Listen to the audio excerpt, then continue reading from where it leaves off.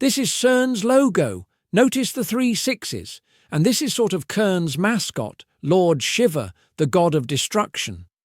For any Bible scholar who studies prophecy, these symbols alone should raise every red flag in your arsenal. The tie-in between Revelation 9:11, by the way, do you think the location of this prophecy in the Bible is a coincidence too? More on that later. Anyway, the tie-in between Revelation 9:11 and CERN's location is one of the more provocative and symbolically charged claims in Christian eschatology circles. Revelation 9:11, and they had a king over them, which is the angel of the bottomless pit, whose name in the Hebrew tongue is Abaddon, but in the Greek tongue hath his name Apollyon. Here are some key elements in the verse to pay close attention to.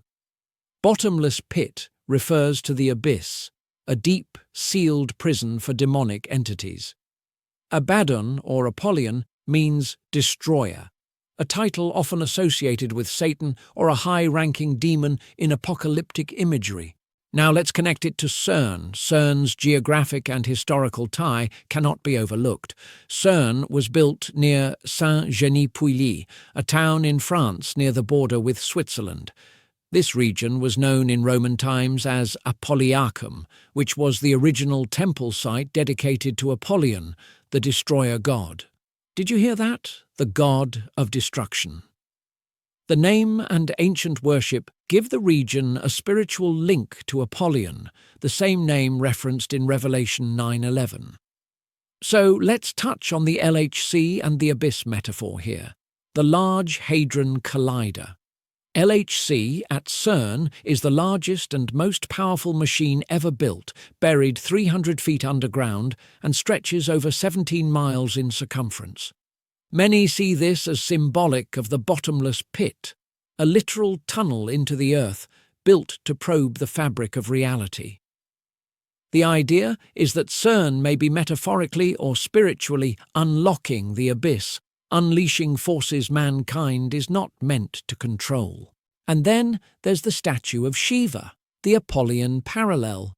In front of CERN stands a statue of Shiva, the Hindu god of destruction and rebirth. Shiva's role as the destroyer matches the symbolic title Apollyon, who brings destruction in Revelation.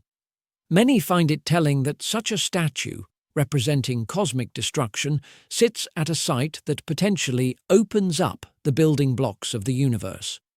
And of course, there is CERN and the occult symbolism. In Hebrew, the letter Vav has the numerical value of 6. Thus, the www in internet addresses, which originated at CERN, can be rendered Vav, Vav, Vav, /666. Serious theologians see these signs pointing towards CERN's prophetic significance.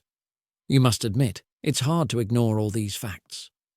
Now let's change gears for a moment, and then we'll circle back to CERN. Once again, you're not here by accident, and neither am I. This is a message all Christians must hear. What I'm going to share with you is a true story. I will draw conclusions along the way based on what I've been told, what I've seen, and where my extensive research has led me. I guarantee you that after hearing this story and hopefully doing some of your own due diligence, you will never think the same way again. So tuck away all your preconceived notions about everything and allow yourself the freedom to think clearly using common sense and facts to guide you into reality, no matter how shocking or scary that reality might seem. Take a moment and really think about all the things that have been happening in the world recently, and there's a lot. Consider the possibility that, just maybe, you don't really have everything figured out. Maybe your worldview has been manipulated and shaped by someone else since the moment you took your first steps. This isn't a rabbit hole. It's a black hole. A trip into outer darkness we were never meant to access. Now don't just believe me, do your own research. Most of what I'm sharing is public knowledge, but you won't find the full picture just using YouTube or Google. These systems are designed to steer your curiosity. It's halfway through 2025 and we're still dealing with the aftermath of a global pandemic. The world has changed forever. While most of us try to get by, stay healthy, and provide for our families, behind the scenes, something far bigger is happening. Three main powers are driving it all: the elite, science, and world leaders.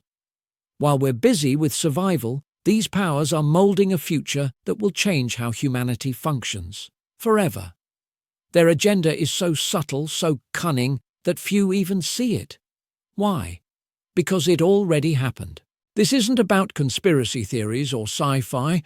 I'm talking about real discoveries, real agendas, real shifts in our world. Things that reach beyond science into something mystical, something spiritual, something ancient. Let me ask you something. What do you do once you've had everything? Money, power, fame, experience. What's left? There's only one thing: immortality, legacy, or maybe something much more literal. Maybe, just maybe, the answers aren't out in space or some distant future. Maybe they're already here. Maybe if the world's leaders in league with the elite pour their wealth into cutting-edge science, they can find a way to live forever. Hold that thought. Let's back up and use something we rarely do anymore: common sense. Since 1959, NASA has spent over $600 billion. We're told it's to explore space, collect moon rocks, understand our universe. But who's footing the bill? Scientists? No, it's the elite, rich, powerful people. And do you really believe they're spending billions to study space dust? To answer philosophical questions? Let me introduce you to something even more staggering than NASA. CERN, the largest, most expensive, most advanced machine humanity has ever built. $10 billion to build, $1 billion per year to operate. And who's funding it? America, China, Iran, Russia, Israel, and more, even nations at war with each other. Why would sworn enemies unite to fund one project? Because CERN isn't just about science. It's about unlocking something ancient, something forbidden. So what is CERN? CERN is home to the Large Hadron Collider, a 17-mile underground ring where particles are smashed together at nearly the speed of light to study the basic building blocks of matter. Sounds noble, right? Their mission: to understand the universe, its beginnings, and our place in it. But again, let's use common sense.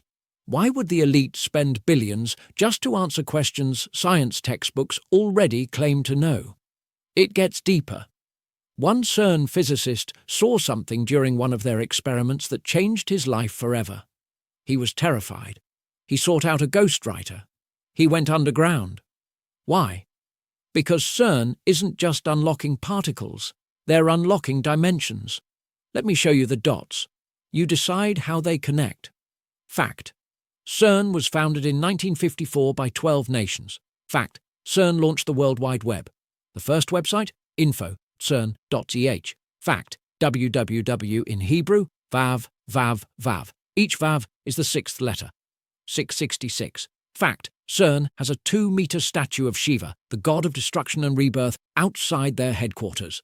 Fact: Shiva is also called Abaddon, Apollyon, the destroyer.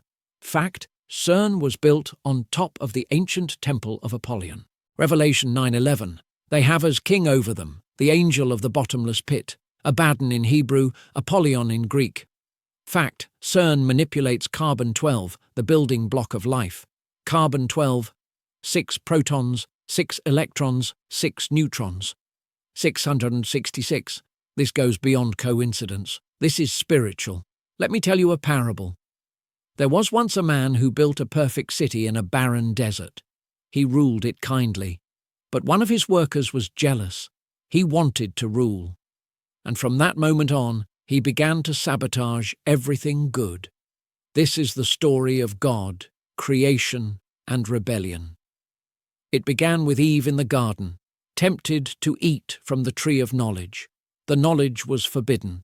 And still today, mankind is obsessed with forbidden knowledge. The angels came down, they mated with women, they created Nephilim, giants, monsters. They taught mankind forbidden things: magic, witchcraft, necromancy, geomancy.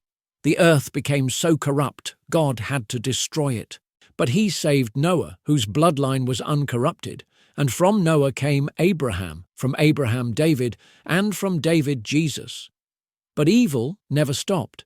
The Nephilim returned, and now in our day, mankind is once again seeking to merge the spiritual and scientific, CERN and quantum computers, AI and entanglement, forbidden DNA experiments. And where is it leading?